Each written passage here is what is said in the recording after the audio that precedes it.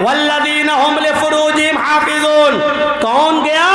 एक मुसलमान की लड़की, वो ड्रेस पहनकर समंदरी इलाके पे जाती है और समंदर के अंदर वो क्या बोलते हैं उसको, बहुत तेज़ स्पीड में चलता है स्टीमर। एक तो वो होता है जो बहुत धीरे धीरे चलता है, एक होता है बहुत तेज़ चलता है समंदर के अंदर। उसके ऊपर ऐसे बैठी, ऐसे अपने सीने का हिस्सा रखकर और अपने पीछे का हिस्सा उठाकर ऐसे बैठ के चला रही है, चश्मा लगाकर। आगे का सीन दिखा रही है, पीछे का बोर्ड उठा रही है और चल रहा है। किसी की बहन होगी, किसी की बेटी होगी। ऐसे ही अल्लाह के रसूल ने नहीं कहा था कि जिसकी बहन, जिसकी बेटी, जिसकी बीवी, जिसकी माँ बेपर्दा घूमे, बेपर्दगी का मुजाहिरा करे, वो दयूस है। दयूस बहुत खतरनाक जुमला है, दयूस। अरबी के हिसाब से देखोगे तो सुन के रह जाओगे, लेकिन अगर इसको आप उर्दू में कन्वर्ट करो तो जानते हो इसका माना क्या होता है? दयूस। दयूस का माना होता है, क्या कहें इसका माना? दयूस का माना दल्ला। उसको क्या बोलते हैं आप? जो अपनी माँ, बहन, बेटी को तवाइफ के चकले पे बिठा दे और उनसे गलत कमाई कमाकर, वो जो कमाए अपना जिस्म बेचकर जो कमाती हैं उसका पैसा खाए।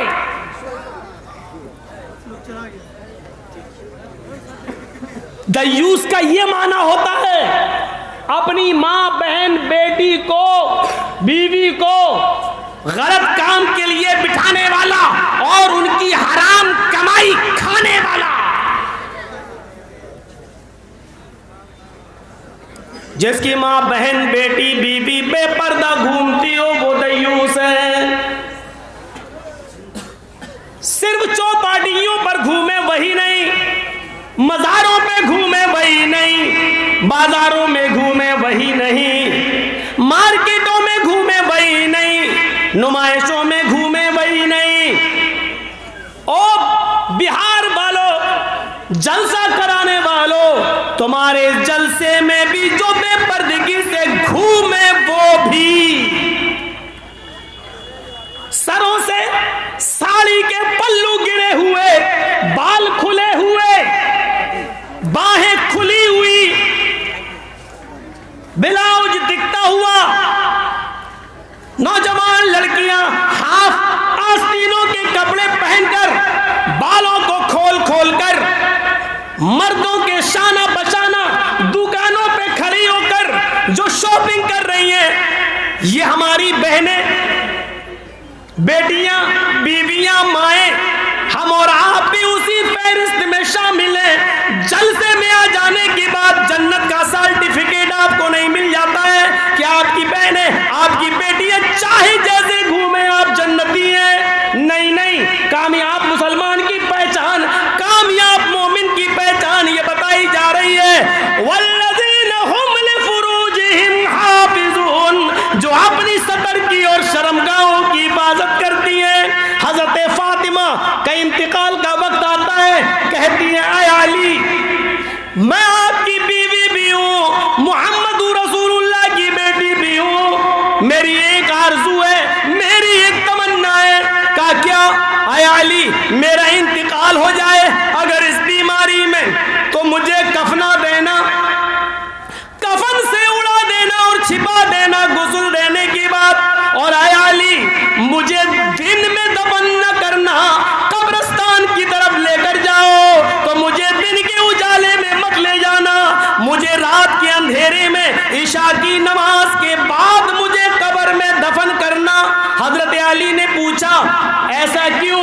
कहने लगी, आय अली, मैं नहीं चाहती मेरे इंतकाल के बाद, मेरे मरने के बाद, मेरे इंतकाल के बाद मेरे जिस्म पर पड़े हुए कफन पर भी किसी गैर मर्द की नजर पड़े, किसी गैर की नजर पड़े, मेरे मुर्दा जिस्म पर पड़े हुए कफन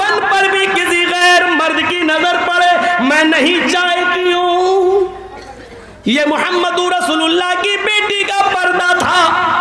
हमारी बेटियां जलसों में क्या कर रही हैं, हम अपना पर्दा देखें। कौन जिम्मेदार है इसका?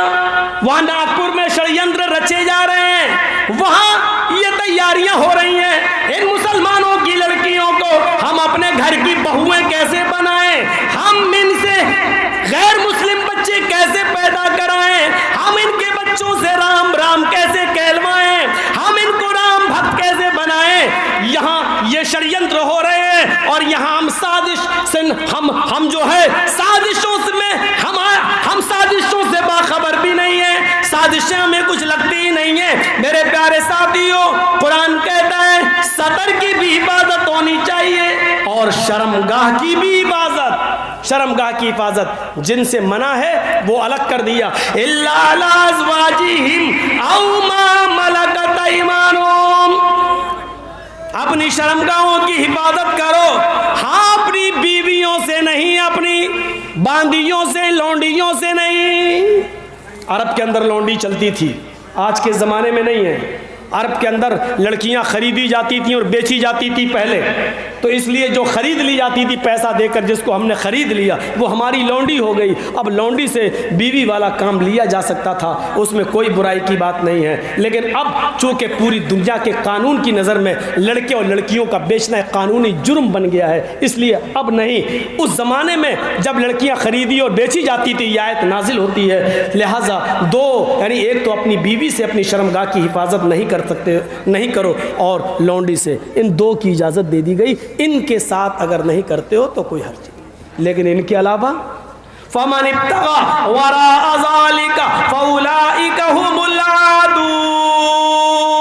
अगर इसके अलावा कोई दूसरा रास्ता इख्तियार किया, बीवी को छोड़कर कोई दूसरा रास्ता इख्तियार किया, तो तुम ही हद से आगे गुजरने वाले हो, हद से आगे सरकशी करने वाले हो, आदून हद से तजावुज करने वाले हो।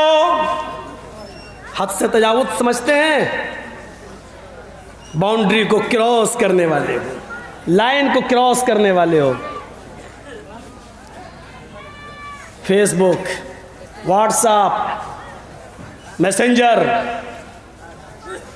इन चीज़ों ने जहां कुछ फ़ायदा किया है तो बहुत नुकसान भी किया है।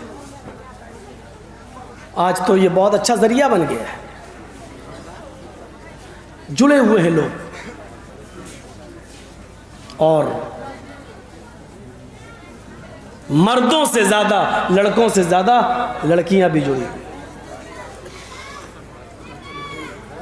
मुझे मालूम है कि मेरी तकरीर का हश्र क्या होगा, मेरे कह देने से तुम छोड़ थोड़ी दोगे, वो तो मुझे मालूम है। और क्या 20 साल से आप छोड़े बैठे हैं क्या? लेकिन बताना मेरा फर्ज है, बता रहा हूं, नुकसान भी हो।